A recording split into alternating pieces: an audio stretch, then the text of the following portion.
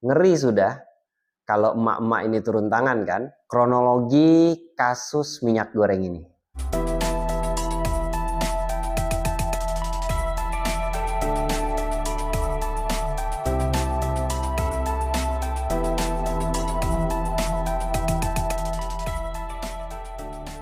Heboh, Kejaksaan Agung membongkar praktek jual beli vonis dalam kasus korupsi pemberian fasilitas ekspor crude palm oil atau CPO yang viral di masyarakat Indonesia sebagai kasus minyak goreng. Saya sampai nggak habis pikir ya, Ketua Pengadilan Negeri Jakarta Selatan, Muhammad Arif Nuryata, diduga mengatur vonis lepas atau onslaught pada perkara yang melibatkan 3 perusahaan sawit Indonesia, yaitu PT Wilmar Group, PT Permata Hijau Group, dan PT Musimas Group. Nggak tanggung-tanggung, Jampitsus Kejagung Abdul Qohar mengungkapkan bahwa Muhammad Arif Nuryata menerima suap 60 miliar dari pengacara MS atau Marcella dan AR atau Arianto saat masih menjabat sebagai Wakil Ketua Pengadilan Jakarta Pusat tempat kasus minyak goreng ini diperkarakan. Oke, di video kali ini saya akan sharing sedikit flashback kronologi kasus minyak goreng ini. Karena kasus ini tuh sebenarnya sudah lama terjadi ya. Kasus ini tuh merupakan kasus yang terjadi tahun 2021-2022. Tapi sebelum itu, kalian like, subscribe, dan aktifkan loncengnya ya, agar selalu terupdate video informasi lainnya. Oke, kita lanjut ke kasusnya. Jadi, awal mula kenapa kasus ini terjadi, itu tuh karena kenaikan harga CPO ya, sebagai bahan baku dasar untuk pembuatan minyak goreng. Karena penurunan produksi yang disebabkan oleh COVID-19. Kalian ingat kan, waktu pandemi COVID-19 itu diberlakukan lockdown. Sehingga produksi minyak sawit itu turun drastis. Karena semua orang nggak bisa kerja kan. Iya kan? Pada waktu lockdown itu semua susah kan kerja. Ya, yang di kebun nggak bisa panen. Kalaupun sudah sampai panen selesai, buahnya juga susah dikirim, transportasi susah. Terus kalaupun misalnya sudah transportasi sampai juga ke pabrik jadi CPO juga susah juga, produksi CPO-nya juga susah. Sudah jadi CPO juga mau dijual juga waktu itu juga susah. Pokoknya semua susah karena semuanya pekerjaan dibatasi karena lockdown tersebut. Sehingga otomatis produksi minyak sawit menjadi sangat turun drastis pada saat itu. Sementara kebutuhan minyak goreng justru naik. Kalau dipikir-pikir benar juga kebutuhan minyak goreng naik.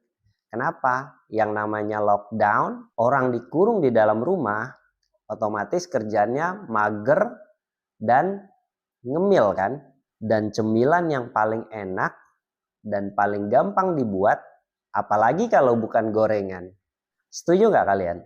Silahkan tulis komentarnya. Puncaknya, minyak goreng menjadi barang langka di pasar, di toko, maupun di supermarket di awal tahun 2022. Parahnya lagi, banyak juga masyarakat yang melakukan panic buying, membeli minyak goreng lebih banyak untuk stok mereka. Bahkan pada waktu itu banyak muncul kasus-kasus penimbunan minyak goreng di beberapa wilayah Indonesia.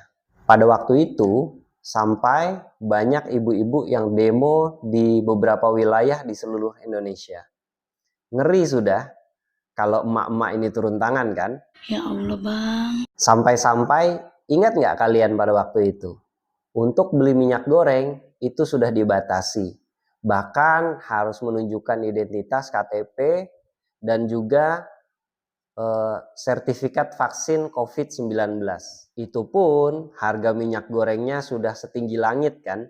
Akhirnya pada 28 April 2022, pemerintah melarang ekspor minyak sawit mentah atau CPO dan turunannya dan memberlakukan DMO atau Domestic Market Obligation untuk mendapatkan izin ekspor dengan tujuan untuk memenuhi stok minyak goreng dalam negeri. Bahkan pada saat itu pemerintah meminta minyak goreng curah atau yang sekarang kita kenal dengan minyak kita dijual seharga 14.000. Nah, DMO sebagai syarat izin ekspor inilah yang memicu para perusahaan-perusahaan ini melakukan praktik curang. Bentuknya adalah perusahaan-perusahaan yang terkena kasus ini tetap bisa melakukan ekspor secara ilegal sebelum memenuhi kewajiban DMO mereka. Ya, perusahaan-perusahaan ini lebih senang ekspor ke luar negeri lah ya, kan harganya lebih tinggi. Singkat cerita, modus ini akhirnya ketahuan juga. Setelah terungkap, kasus ini dibawa ke persidangan. Dan menariknya, pada 19 Maret 2025 kemarin, Majelis Hakim memberikan putusan lepas atau on slack dalam perkara korupsi ekspor CPO ini. Walaupun pada 27 Maret 2025, Jaksa Penuntut Umum segera melakukan kasasi atas putusan yang sangat kontroversial ini. Kita tunggu aja ya bagaimana kelanjutan hasil persidangan dari kasus ini nantinya. Begitulah ya cerita awalnya kasus ekspor CPO, sekarang nambah lagi kasus suap hakim.